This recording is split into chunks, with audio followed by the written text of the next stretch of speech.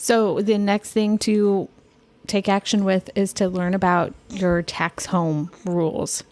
I'll probably let Ryan explain this one, but it is kind of one of the bigger boogeyman type ones.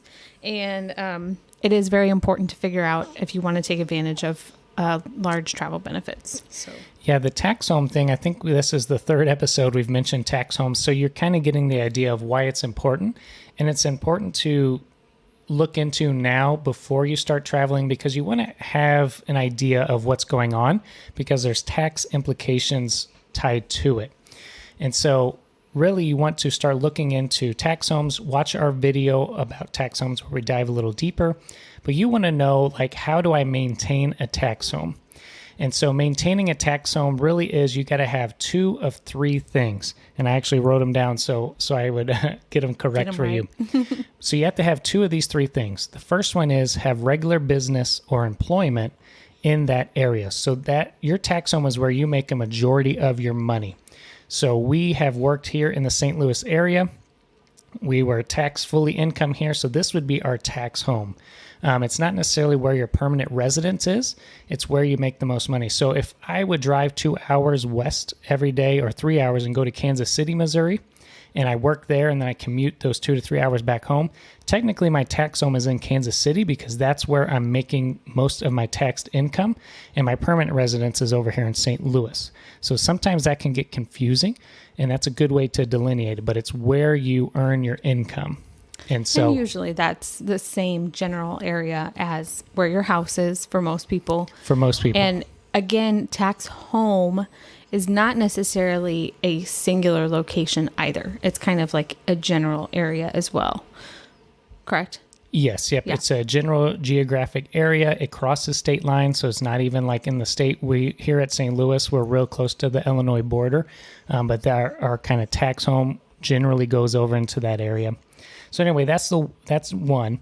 2 is you have to maintain a physical residence in your tax home area where you last worked and are financially responsible for that residence upkeep or your fair share, meaning rent or shared expenses, while you're away from home. So basically, you need to maintain a physical residence in a place where you're paying for rent back in your tax home, you're paying for a mortgage, utilities, those type of things. So you have to maintain a home. And then the third one is you have not abandoned your tax home. So meaning you plan on returning to your tax home and spending about 30 days a year in that area. And it does not have to be 30 consecutive days. You can string those together throughout the year, but it just shows a pattern of you returning back to your tax home. So you just need 3 of those. A lot of times travelers... No, you need 2. Oh, yeah. You just need 2 of the 3. So a lot of times travelers will fall into the 2 and 3, where they maintain a physical residence, meaning they pay rent somewhere in their tax home or they have a house mortgage, and then they don't abandon their home. They come back for those 30 days. And if you have those 2, then you have a tax home. You are maintaining a tax home. Mm-hmm.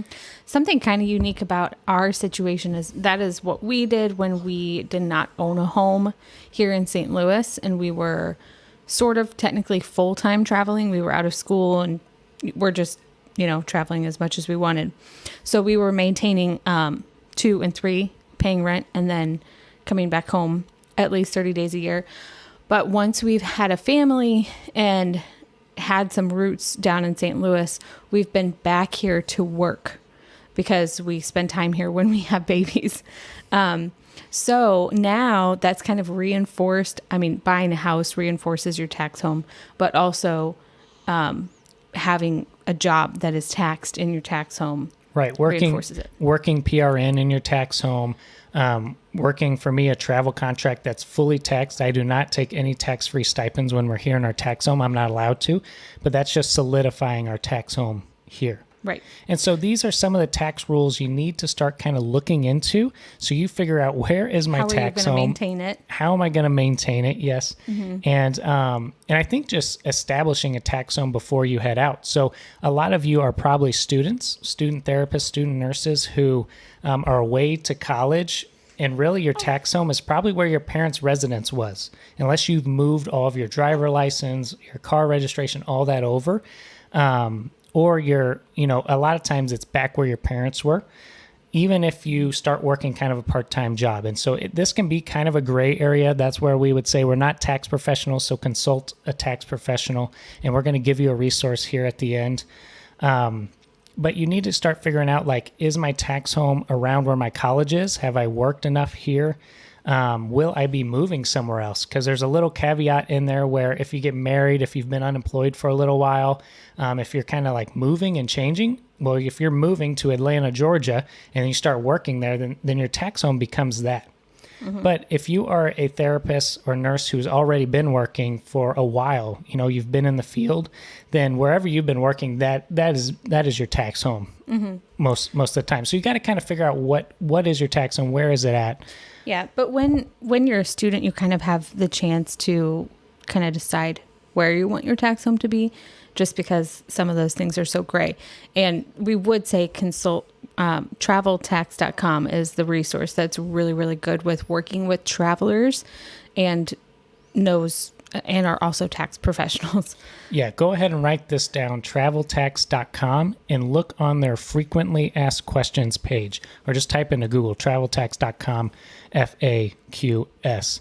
That page I go to constantly. It is a really great resource. Every question you're going to think of for this tax stuff is on there, and they explain it, and they are tax professionals, and so they can give you a little bit better advice. But yeah, what Megan was saying was, if you're a student, you do fall into this gray area where you're kind of starting out on your life, and so you can kind of pick where your tax home is, but depending where you're going to set roots down for your tax home, then everything has to switch there. So all your mail has to go there, your car registration, your insurance is in that address, all driver license, all that switches to there. Yeah, and then also if you have an established tax home, your tax home can move. So I guess that's something to think about if you want to be part-time and you want to go set your base somewhere else. You can figure out how to do that. And also it could unintentionally move if you decide to stay working in one place for longer than 12 months within a 24-month period. Correct. Yes. You do not want to work a travel contract for greater than 12 months in a 24-month rolling period. That will switch your tax home to there. And so I know some of those beautiful California, by the beach contracts, you're like, I'm just going to stay here forever and just take constant contracts. You don't want to go over 12 months in a 24-month period because it will switch your tax home to there. Or it could, we're talking like it's a hard and fast rule. We aren't tax professionals, so you could, again, consult traveltax.com. But it's generally something that would maybe throw up some red flags for that. Yeah. You don't want red flags with the IRS for sure. But if you're someone who's been working as a nurse or a therapist for a while and you're kind of like, well, I'd like to change my tax home, then Travel Tax has on there that usually takes around 4 months. Again, there's no hard line. This is all a gray area, but around 4 months of working fully taxed in an area. So say you want to move to Atlanta, Georgia and make that your tax home. You would move there. You'd get a job. You need to at least work 4 months or more to kind of establish that as your tax home. Yeah. Okay, enough about taxes. That stuff is important, but not that much fun. But I do want to say one more thing about Travel Tax, though, is they have been great with being willing to answer questions over email, phone call. They're just really, really sweet people, easy to work with. So, yes. Yeah. And they're not a sponsor of the show. They're just a really good resource that we love. Yes.